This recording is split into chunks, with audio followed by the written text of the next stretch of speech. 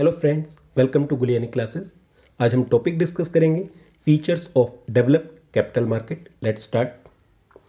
देखिए, जो develop capital market होती है उसकी कुछ खासियतें होती हैं, कुछ फीचर्स होती हैं, और ये जो फीचर्स हैं कुछ हद तक इंडियन कैपिटल मार्केट में भी अवेलेबल हैं। तो one by one in features को डिस्कस करते हैं। सबसे पहली फीचर्स आती है स्क्रीन बेस्ड ट्रेडिंग। यानी कि जो डेवलप कैपिटल मार्केट होती है वहाँ पर स्क्रीन बेस्ड ट्रेडिंग होती है। वहाँ पर खाली ब्रोकर के कहने पे ही जो है प्राइसेस नहीं पता चलते, बल्कि जो एक स्क्रीन अवेलेबल होते हैं, जो टर्मिनल्स होते हैं, वो ऑल ओवर द कंट्री में फैले हुए होते हैं, जहाँ से इन्वेस्टर कभी भी इवन ऑनलाइन इंटरनेट पर या मोबाइल पर या लैपटॉप पर या कहीं से भी जो है वो उन रेट्स को, शेयर्स या सिक्योरिटीज़ के जो भी प्राइसेस हैं बाय और सेल के, उनको आसानी से देख सकता है। इंडिया में भी जो है स्क्रीन बेस्ड ट्रेडिंग अवेलेबल है all over the India, even all over country as well as foreign में भी जो है मोर देन 2 लाख जो है टर्मिनल्स लगे हुए हैं, मोर देन 500 सिटीज़ में, जो कि इंडिया और अब्रॉड दोनों को मिलाकर है। और ये जो स्क्रीन बेस्ड ट्रेडिंग है ये एक और हेल्प करती है। इससे क्या होता है कि जो सिक्योरिटीज़ है उसमें जो लिक्विडिटी है वो कंपेरेटिवली बढ़ जाती है। सेकेंड जो फीचर आती है that is dematerialisation of security. Dematerialisation of security का मतलब ये है कि आप सिक्योरिटी को जो है फिजिकल फॉर्म में होल्ड नहीं करते, बल्कि उसको इलेक्ट्रॉनिक फॉर्म में होल्ड करते हैं। यानी कि जो भी आपकी जो सिक्योरिटीज फिजिकल फॉर्म में है उसको कन्वर्ट कर दिया जाता है इलेक्ट्रॉनिक फॉर्म में। इसके लिए इन्वेस्टर को क्या करना होता है? इसके लिए इन्वेस्टर को अपना एक डीमेट अकाउंट खुलवाना होता है एक डिपॉजिटरी पार्टिसिपेंट के पास, किसी भी डिपॉजिटरी पार्टिसिपेंट के पास। और वहाँ पर जब उसका डीमेट अकाउंट खुल जाता है तो जब भी इन्वेस्टर किसी सिक्योरिटी को बाय करता है तो वो सिक्योरिटी उसके डीमेट अकाउंट में क्रेडिट होती है, और जब वो उस सिक्योरिटी को सेल करता है तो जो सिक्योरिटी है उसके डीमेट अकाउंट में डेबिट हो जाती है। यानी कि जो भी सिक्योरिटी का इनफ्लो या आउटफ्लो होगा वो डायरेक्ट इलेक्ट्रॉनिक फॉर्म में होगा और डीमेट अकाउंट में होगा। इंडिया में जो है सेबी ने कंपलसरी कर दिया फ्रॉम 2 जनवरी 2002 से कि जो है जो भी शेयर में ट्रेडिंग होगी वो केवल डीमेट अकाउंट में ही होगी, फिजिकल फॉर्म में नहीं हो सकती। थर्ड जो फीचर आती है that is shorter settlement cycle. देखिए, एक डेवलप कैपिटल मार्केट की ये भी एक खासियत होती है कि वहाँ पर जो उनका जो सेटलमेंट साइकिल है वो शॉर्टर होता है। सेटलमेंट साइकिल क्या होता है?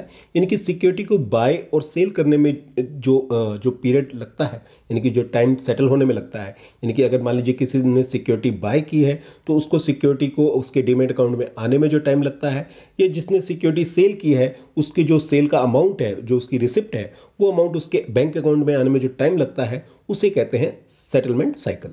तो एक डेवलप कैपिटल मार्केट की खासियत होती है कि वहाँ का जो सेटलमेंट साइकिल होता है वो शॉर्टर होता है।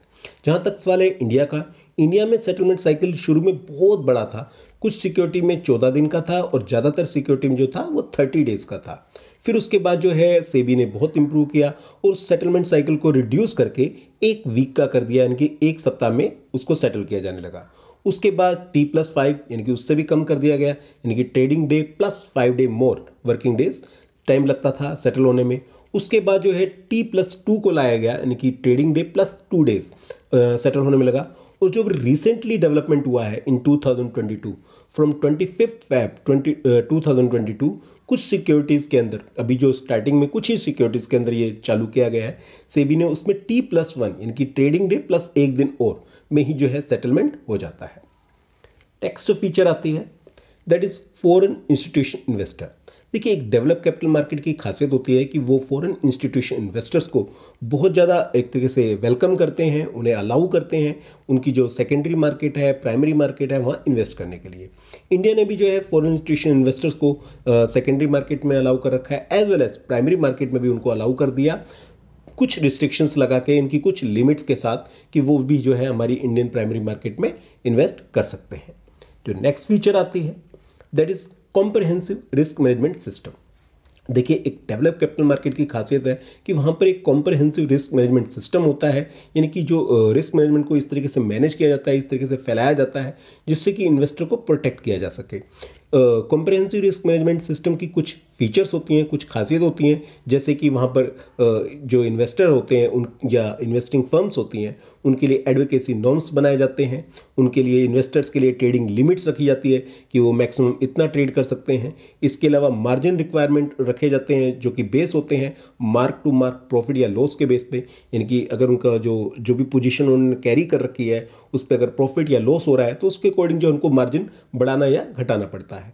एक और खासियत होती है जो डेवलप कैपिटल मार्केट होती है रिस्क मैनेजमेंट सिस्टम में, वहाँ पर इंडेक्स बेस्ड ट्रेडिंग होती है, इंडेक्स बेस्ड मार्केट होती है। इसके अलावा वहाँ पर वाइड सर्किट फिल्टर्स होते हैं। सर्किट फिल्टर्स का मतलब होता है अगर किसी वजह से जो है मार्केट बढ़ती है तो कोई पर्टिकुलर जो शेयर्स है वो मैक्सिमम उस पर्टिकुलर डे में कितना बढ़ सकता है, जो कि जो सेबी है वो टाइम टू टाइम चेंज करती रहती है। किसी सिक्योरिटी पे जो है 5% का सर्किट होता है, किसी पे 10% का होता है, किसी पे 20% का होता है। तो जैसी रिस्क के साथ चेंजिंग आती है उसके अकॉर्डिंग जो सेबी इसको स्टेप लेती रहती है। इसके अलावा जो भी इन्वेस्टर्स हैं उन्होंने जो पोजीशन बना रखी है सिक्योरिटी मार्केट में, ट्रेडिंग में, उनके ऊपर ऑनलाइन मॉनिटरिंग की जाती है। तो ये कुछ एक खासियतें होती हैं जो एक डेवलप कैपिटल मार्केट में होती हैं जहाँ पर कंप्रहेंसिव रिस्क मैनेजमेंट सिस्टम को अपनाया जाता है। इंडिया में भी जो है काफ़ी हद तक ये जो comprehensive risk management system adopt कर रखा है सेबी ने। तो सेबी भी जो है वो जो मार्जिन बेस्ड ट्रेडिंग अलाउ करती है, उसने भी ट्रेडिंग के ऊपर जो कुछ लिमिट्स बना रखी हैं। इसके अलावा जो फिल्टर्स हैं वो भी सेबी टाइम टू टाइम लगाती रहती है। जो नेक्स्ट फीचर आती है डेवलप कैपिटल मार्केट की, दैट इज इन्वेस्टर प्रोटेक्शन। देखिए कोई भी कैपिटल मार्केट चाहे वो डेवलप है या अंडर डेवलप है, वो तब तक ग्रो नहीं कर सकती, तब तक सर्वाइव नहीं कर सकती जब तक कि वो अपने इन्वेस्टर को प्रोटेक्ट नहीं करती।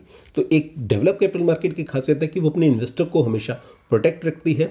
तो सेबी ने भी इसके लिए बहुत ज़्यादा रूल्स और रेगुलेशंस बना रखे हैं, डिस्क्लोजर नॉर्म्स बना रखे हैं और अदर रूल्स और रेगुलेशंस भी बना रखे हैं जिससे कि इन्वेस्टर को प्रोटेक्ट किया जा सके। इसके अलावा सेबी ने अलग से एक इन्वेस्टर प्रोटेक्शन फंड भी इस्टेब्लिश कर रखा है। अगर मान लीजिए कभी खुदा ना खास्ता किसी वजह से कोई कंपनी इन्वेस्टर के साथ चीट कर देती है या कोई फर्म चीट कर देती है तो वहाँ पर जो है इन्वेस्टर को जो है एक तरीके से कंपनसेट किया जाता है उस इन्वेस्टर प्रोटेक्शन फंड से। इस इन्वेस्टर प्रोटेक्शन फंड पे हम जल्दी ही कुछ नए वीडियो लेक्चर बनाएंगे, आप देख सकते हैं उनको जब बनेंगे ये लेक्चर्स। नेक्स्ट फीचर आती है that is electronic clearing services, ECS facility. देखिए ECS फैसिलिटी क्या होती है, इसमें क्या होता है कि जब भी कोई इन्वेस्टर जो है प्राइमरी मार्केट में इन्वेस्ट करता है, यानी कि प्राइमरी मार्केट में शेयर्स को सब्सक्राइब करने के लिए एप्लीकेशन लगाता है, तो अगर मान लीजिए उसे शेयर्स जो हैं वो अलॉट नहीं होते तो उस केस में जो उसका मनी है, जो उसका रिफंड है, वो डायरेक्ट उसके बैंक अकाउंट में ट्रांसफ़र हो जाता है, यानी कि जो रिफंड है वो इलेक्ट्रॉनिक फॉर्म में आता है। इसके अलावा जो डिविडेंड्स हैं या इंटरेस्ट ऑन डिवेंचर्स वगैरह हैं वो भी डायरेक्टली क्रेडिट हो जाते हैं इन्वेस्टर्स के बैंक अकाउंट में। तो जो भी फिजिकल फॉर्म के जो ड्रॉबैक्स थे वो सारे हट जाते हैं, यानी कि रास्ते में जो है चेक्स का गुम हो जाना या इन्वेस्टर द्वारा टाइम पे चेक को बैंक में डिपॉजिट ना करना। तो ये भी एक खासियत होती है डेवलप कैपिटल मार्केट की। और इंडिया में भी जो है इलेक्ट्रॉनिक क्लियरिंग सर्विसेज अवेलेबल है। जो नेक्स्ट फीचर आती है that is listing of security.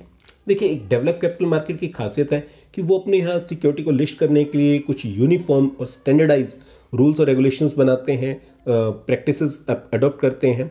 और इसके अलावा वहाँ पर एक सेपरेट सेंट्रल लिस्टिंग अथॉरिटी होती है जो इन लिस्टिंग को जो सिक्योरिटीज़ हैं उसको गवर्न करती है, उसको गाइड करती है। तो इंडिया में भी देखा जाए तो बिल्कुल जो इंडिया में भी जो है लिस्टिंग को, सिक्योरिटी को लिस्ट करवाने के लिए क्लियर नॉर्म्स और रूल्स और रेगुलेशंस क्लियर हैं, जिससे कि हर एक कंपनी को पता होता है कि अगर उसको अपनी सिक्योरिटी को लिस्ट करवाना है तो उसे किस किस रूल्स और किस किस रेगुलेशंस को फॉलो करना है। और इसके अलावा इंडिया में भी जो है एक separate central listing authority setup की गई है जो कि जो लिस्टिंग से रिलेटेड जो भी रूल्स और रेगुलेशंस है उसको बनाती है। और इसके अलावा जो भी गाइडलाइंस गवर्न करनी होती है वो भी ये सेंट्रल लिस्टिंग अथॉरिटी गवर्न करती है।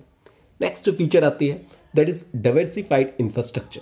देखिए जो डेवलप कैपिटल मार्केट है उसकी खासियत होती है कि वहाँ का जो इंफ्रास्ट्रक्चर है वो काफ़ी फेयरली डाइवर्सिफाइड होता है, ऑल ओवर कंट्री में फैला हुआ होता है। अगर इंडिया में भी देखा जाए तो लास्ट फ्यू ईयर्स में जो इंडिया में भी जो इंफ्रास्ट्रक्चर्स है कैपिटल मार्केट का वो काफ़ी फैला हुआ है, फेयरली डाइवर्सिफाइड है। खासकर इंडिया में बहुत ज़्यादा है, जो लार्ज नंबर ऑफ जो है ब्रोकर इस्टेब्लिश हो गए हैं। इसके अलावा जो इन्वेस्टमेंट एंड कंसल्टेंटिंग एजेंसीज हैं वो इस्टेब्लिश हो गई हैं। डिफरेंट टाइप की जो है क्रेडिट रेटिंग एजेंसी इस्टेब्लिश हो चुकी हैं। इसके अलावा जो सिक्योरिटीज़ को इशू करने के लिए जो रजिस्टर टू द इशू होते हैं वो बहुत ज़्यादा रजिस्टर्ड हो चुके हैं, इस्टेब्लिश हो चुके हैं। तो कह सकते हैं इंडिया की जो कैपिटल मार्केट है वहाँ पर जो इंफ्रास्ट्रक्चर है वो काफ़ी डाइवर्सिफाई हो चुका है। और लास्ट फ्यू ईयर्स में खासकर जो प्राइवेट और गवर्नमेंट सेक्टर की कंपनीज हैं उन्होंने बहुत ह्यूज फंड जो है रेज किया है कैपिटल मार्केट में। नेक्स्ट फीचर आती है that is corporate governance.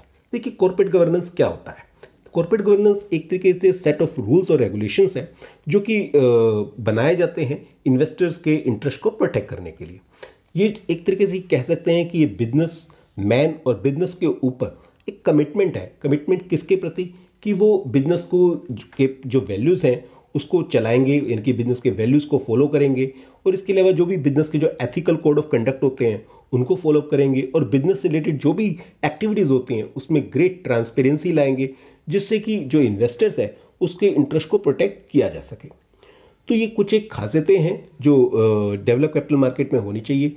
Jin capital market में ये सारी फीचर्स अवेलेबल हैं उससे हम कह सकते हैं कि वो capital market develop capital market है। अगर इंडिया का पॉइंट ऑफ व्यू से देखा जाए तो ज़्यादातर जो फीचर्स हैं वो इंडियन कैपिटल मार्केट में अवेलेबल है, तो हम कह सकते हैं कि जो इंडिया की कैपिटल मार्केट है वो एक डेवलप कैपिटल मार्केट है।